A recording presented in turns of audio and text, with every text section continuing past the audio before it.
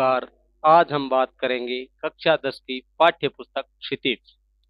क्षितिज का जो काव्य खंड का पहला पाठ है वो सूरदास के द्वारा लिखा गया है। हम सबसे पहले सूरदास जी का जीवन परिचय जानेंगे। सूरदास सूरदास का जन्म संवत 1540, निधन 1620। तो यहाँ यदि हम इसके हिसाब से बात करें तो सूरदास जी का संपूर्ण जीवन काल होता है 80 वर्ष। लेकिन यदि बात करें तो सूरदास जी का संपूर्ण जीवन काल है 105 वर्ष। तो कक्षा 10 में यदि माध्यमिक शिक्षा बोर्ड पूछे तो ये भी मान्य है। लेकिन यदि हम शुद्ध की बात करें, इनका शुद्ध जीवन काल, तो इनका जन्म होता है, संवत में बात करें तो संवत 1535 में इनका जन्म होता है, निधन 1640 में। तो यहाँ तो होगा 1535, यहाँ होगा 1640। और ईसवी सन की बात करें, क्योंकि ईसवी सन और संवत के बीच 57 साल का फर्क रहता है। यदि संवत में से 57 माइनस किया जाए तो ईसवी सन आ जाता है। तो हम कह सकते हैं कि इनका जन्म 1478 ईस्वी को हुआ, निधन 1583 ईस्वी को हुआ। तो संपूर्ण जीवन काल इनका हो गया 105 वर्ष। अब हम बात करेंगे इनके कवि परिचय पर। कृष्ण भक्त कवि सूरदास का जन्म संवत 1540 में हुआ। या तो 10वीं की किताब से माने तो संवत 1540 ही बता रहे हैं, अन्यथा हमें मानना है या 1535। एक ये कृष्ण भक्त कवि थे, इसका मतलब हम कह सकते हैं कि ये भक्ति काल के कवि हैं। और भक्ति काल में सगुण भी है, क्योंकि भगवान की पूजा, मूर्ति पूजा पर विश्वास रखते हैं। और मूर्ति किसकी पूजते हैं? कृष्ण भक्त। इनका जन्म स्थान आगरा और मथुरा के बीच स्थित रुनुकता ग्राम में माना जाता है। यानी अलग अलग विद्वानों ने इनका जन्म है जो भी विवादित है। कुछ विद्वान तो मानते हैं इनका जन्म आगरा और मथुरा के बीच एक स्थान पड़ता है, रुनुकता। तो यह भी प्रश्न पूछा जा सकता है। कुछ विद्वानों के अनुसार इनका जन्म है आगरा और मथुरा के बीच रुनुकता नामक स्थान पर। लेकिन कुछ विद्वान क्या मानते हैं? कुछ विद्वान इनका जन्म मानते हैं दिल्ली के निकट एक स्थान है, सिही नामक ग्राम। तो दूसरा ये भी पूछा जा सकता है दिल्ली के निकट कौन सा ग्राम है? सिही नामक ग्राम। तो दोनों बातें ध्यान में रखनी है।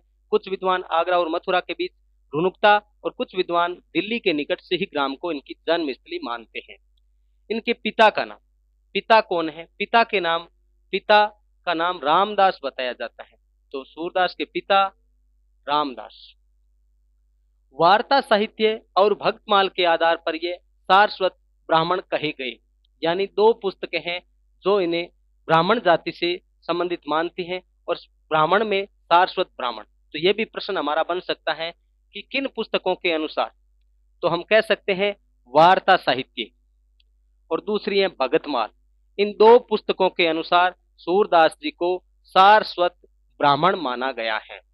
लेकिन इनकी खुद की पुस्तक आगे दे रखा है, साहित्य लेरी में एक पद है जिससे ये पृथ्वीराज के अमात्य तथा राजकवि चंदवरदाई के वंशज ब्रह्म भट्ट मालूम होते हैं।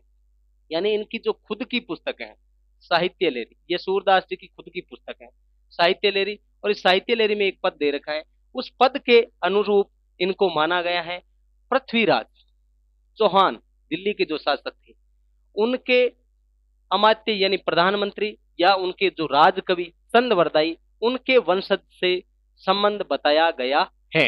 तो हमसे पूछा जा सकता है कि साहित्य लेरी के अनुरूप ये इनको माना गया है चंद्रवरदाई के वंशज से, और वार्ता साहित्य और भगतमाल के अनुसार इनको सारस्वत ब्राह्मण। इस पद से भी बहुत सी बातें ज्ञात होती हैं। इसी पद के आधार पर कहा जाता है कि ये नेत्रहीन होने के कारण एक अंधकूप में गिर पड़े। यानी इसी के जो पद हैं, साहित्य लेरी के पद हैं, इसी के आधार पर इनको कहा जा सकता है। इनके द्वारा लिखे गए पद हैं, उसमें खुद को क्या बताया है? नेत्रहीन। और नेत्रहीन होने की वजह से, नेत्रहीन होने के कारण एक अंधकूप यानी अंधेरे कुएं में एक बार ये गिर जाते हैं। 6 दिन तक वहां पड़े रहने के बाद, और उस अंधेरे कुएं में जो गिरते हैं, एक तो अंधकूप में गिर जाते हैं और वहां कितने दिन रहते हैं? 6 दिन। वहां पड़े रहने के बाद भगवान श्री कृष्ण ने इन्हें दर्शन दिए और सह नेत्र कर दिया। माना जाता है कि कि वहां इनको भगवान स्वयं दर्शन देते हैं और दर्शन देके सनेत्र यानी इनको आंखें दे देते हैं, सनेत्र यानी नेत्र सहित कर देते हैं। तो सनेत्र कर दिया गया। तो ये पद किस में लिखा हुआ है? इनकी खुद की जो पुस्तक है साहित्य लेरी, उसी में। इस पर सूरदास ने कहा, और इसमें सूरदास जी आगे खुद कहते हैं भगवान से, प्रभु जिन नेत्रों से आपके दर्शन हुए हैं अब उनसे मैं सांसारिक पापों को नहीं देखना चाहता। वो भगवान से कहते हैं अपने इस पदों में कि हे परमात्मा, हे श्री कृष्ण, आपने जिन नेत्रों से दर्शन दिए हैं अब उन नेत्रों को मैं वापस नहीं रखना चाहता, क्योंकि संसार को मैं उन नेत्रों से नहीं देखना चाहता। उनके निवेदन से यानी सूरदास जी के निवेदन से नेत्र सदा के लिए बंद हो गए। तो वापिस नेत्र इनके क्या हो जाते हैं? बंद हो जाते हैं और उन्हें प्रज्ञा चक्षु प्राप्त हो गए।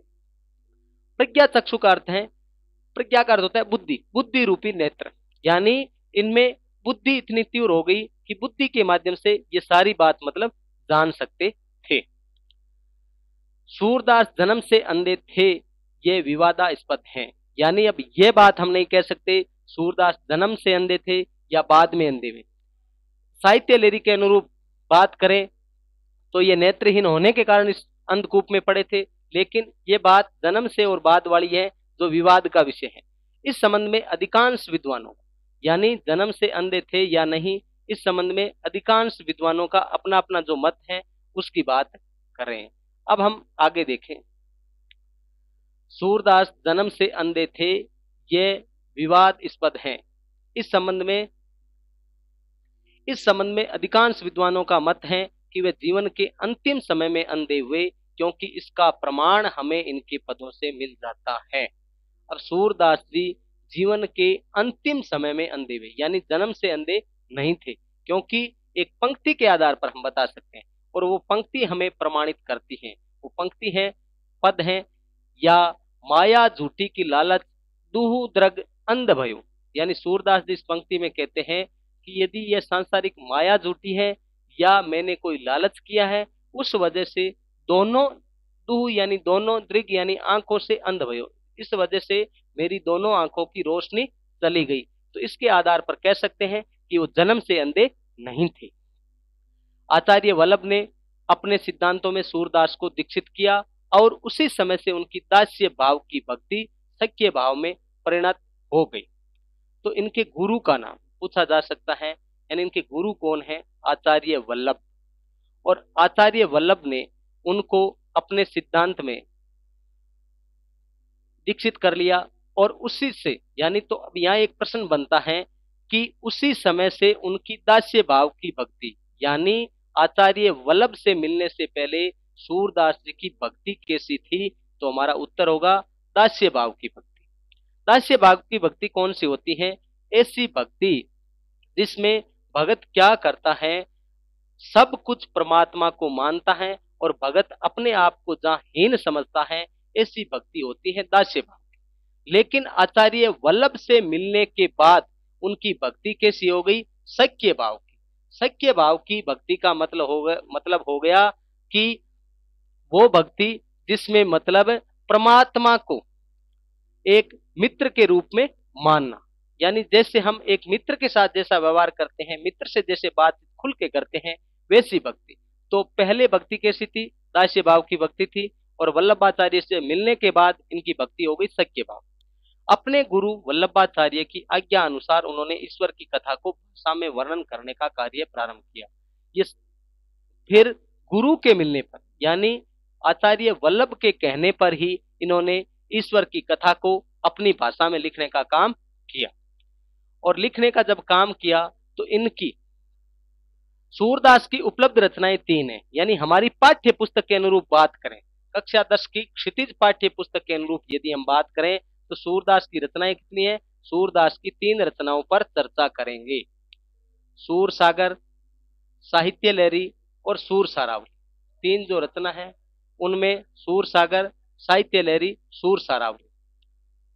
सूर सागर, साहित्य लहरी और सूर सारावली। तो इनमें से तीनों में से यदि हम चर्चा करें श्रेष्ठ, जैसे साहित्य लहरी की तो हमने बात की थी, साहित्य लहरी के पद हमने पढ़ा था, उसी पद के आधार पर ये चंदवरदाई के वंश से माने जाते हैं। सूर सारावली ये भी एक इनकी रचना है। तो सर्वश्रेष्ठ रचना की इन तीनों में से यदि हम बात करें सर्वश्रेष्ठ रचना कौन सी है, तो सूर सागर इनकी सर्वश्रेष्ठ रचना है। इसके अलावा साहित्य लहरी रचना की हमने बात कर ली, साहित्य लहरी के जो पद हैं वो हमने देख लिए। और साहित्य लहरी के बाद जो सूर सारावली है, साहित्य लहरी, सूर सारावली और सूर सागर इनकी तीन रचनाएं हैं। सर्वश्रेष्ठ सूर सागर, साहित्य लहरी के पद देखे हैं। सूर सागर इनका प्रामाणिक, अत्युत्तम एवं श्रेष्ठ काव्य ग्रंथ है। इनमें से तीनों रचनाओं में से यदि हम श्रेष्ठ काव्य ग्रंथ की बात करें, यह भी प्रश्न बन सकता है कि सूरदास जी का श्रेष्ठ काव्य ग्रंथ कौन सा है, तो उत्तर होगा सूर सागर, जो इनकी कीर्ति को अक्षय रखने के लिए पर्याप्त है। सूरदास की कीर्ति को अक्षय रखने के लिए जो पर्याप्त ग्रंथ है वो है सूर सागर। अब सूरदास जी की भाषा की बात करें, तो सूरदास जी की भाषा, काव्य की जो भाषा है वो है ब्रज भाषा का प्रयोग। तो भाषा ब्रज भाषा। इनके पूर्ववर्ती किसी भी कवि की भाषा में काव्य छटा न तो इतनी साहित्यिक थी और न इतनी सौंदर्यपूर्ण थी। इससे पहले यदि हम बात करें तो भाषा की बात करें तो कहते हैं सूरदास की भाषा जितनी काव्य छटा साहित्यिक और न सौंदर्यपूर्ण किसी अन्य कवि में थी। पाठ परिचय की बात करें तो हमारी पाठ्य पुस्तक में क्षितिज में सूरदास जी के 4 पद हैं। और 4 पदों की यदि हम बात करें तो 4 पदों में क्या क्या दे रखा है। पहला पद, पहले पद में भगवान श्री कृष्ण और राधा जी का प्रथम मिलन। बाकी जो 3 पद हैं उद्धव और गोपियों के मध्य संवाद। प्रस्तावित पहले पद में कृष्ण और राधिका के प्रथम मिलन का वर्णन है, यह हमें ध्यान में रखना है। पहला जो पद दे रखा है उस पद में किस किस की चर्चा हुई है, भगवान श्री कृष्ण और राधा जी का पहली बार जो मिलन है उसकी चर्चा है। अपरिचय की दीवार को कृष्ण की पहल से समाप्त होती है, यानी उनका आपसे जो परिचय है, परिचय की यदि हम बात करें तो इस अपरिचय की दीवार को सबसे पहले समाप्त कौन करते हैं, यानी पहले कौन बोलते हैं, कृष्ण। तो पहला पद, एक तो ये ध्यान में रखना, पहला पद और पहले पद में किस किस का है, कृष्ण व राधिका के प्रथम मिलन का वर्णन है। राधिका बहुत चतुराई से कृष्ण की खूबियों खामियों को व्याज स्तुति में कह जाती है। तो राधा जी यहाँ व्याज स्तुति में कह जाती हैं। तो व्याज स्तुति क्या है, व्याज स्तुति एक अलंकार है। और इस अलंकार की पहचान की यदि बात करें कि हम कैसे पहचाने कि व्याज स्तुति अलंकार है, ऐसा अलंकार जिसमें प्रशंसा के बहाने किसी की निंदा करना, यानी सामने वाले को लगता है कि उसकी प्रशंसा की जा रही है, लेकिन वास्तविक रूप से यदि हम उस पद को आराम से पढ़ेंगे तो हमें पता चलेगा कि उस व्यक्ति की वहां निंदा की जाती है। तो यह परीक्षा की दृष्टि से बहुत ही महत्वपूर्ण है। विशेष में लिख सकते हैं कि पहले पद में कृष्ण राधिका जो मिलन होता है उसमें राधिका बहुत चतुराई से कृष्ण की खूबियों खामियों का व्याज स्तुति में कह जाते हैं। अंततः कृष्ण राधिका को संग खेलने के लिए आमंत्रित करते हैं। अंततः कृष्ण है राधिका को मना लेते हैं। शेष 3 पदों में जो बाकी जो शेष 3 पद हैं उनमें किसकी चर्चा है, उद्धव और गोपिकाओं के संवाद। बाकी जो 3 पद हैं उसमें उद्धव और गोपिकाओं के मध्य जो बातचीत हुई है उसका वर्णन है। इसे भ्रमर गीत के रूप में जाना जाता है।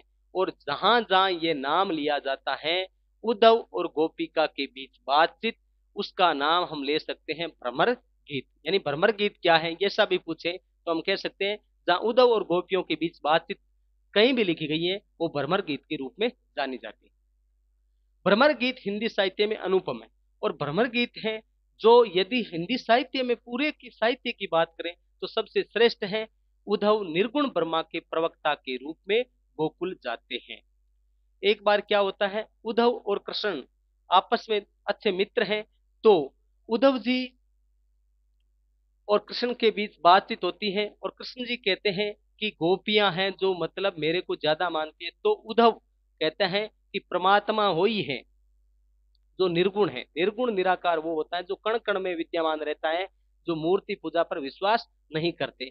तो इस पाठ के हिसाब से उद्धव जी कैसे हैं, प्रश्न यह बनता है उद्धव या निर्गुण ब्रह्मा के प्रवक्ता के रूप में। यानी उद्धव क्योंकि कृष्ण उनके मित्र थे तो उद्धव को यहाँ निर्गुण ब्रह्मा के प्रवक्ता बताया गया है। और वो गोपियों को मनाने कहाँ जाते हैं? गोकुल जाते हैं। उद्धव जी गोपियों को मनाने गोकुल जाते हैं और वो गोपियों को पाठ पढ़ाना चाहते हैं निर्गुण का।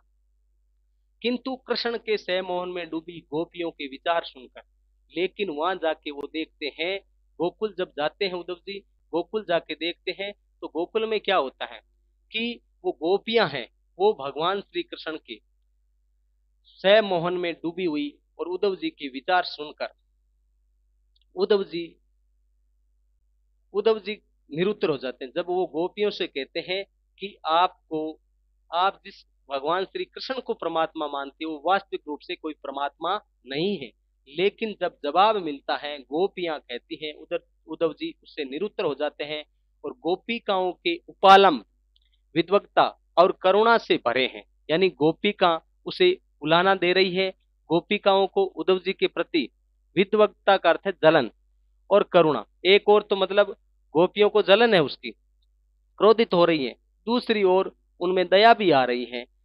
गोपियों के व्यंग्य बाणों से उद्धव का हृदय छलनी हो जाता है। गोपी गोपियां जब उद्धव जी को ऐसी ऐसी बातें कहती हैं तो उद्धव जी को ही लगता है कि मतलब मैं यहाँ गलत आया हूँ, वो जिस व्यक्तित्व को मानते हैं वो सही है, और स्वयं कृष्णमय हो जाते हैं। और उसी दिन से उद्धव जी जो निर्गुण है वो भी कृष्णमय हो जाते हैं, यानी इन पदों के अनुरूप वो भी सगुण हो जाते हैं। आस्था के समक्ष उद्धव के सिद्धांत फीके पड़ जाते हैं। यानी उद्धव जी अपने जो सिद्धांत वहां बताते हैं वो मतलब उस आस्था के आगे क्या पड़ जाते हैं? फीके। और प्रस्तावित समस्त पद गेय हैं।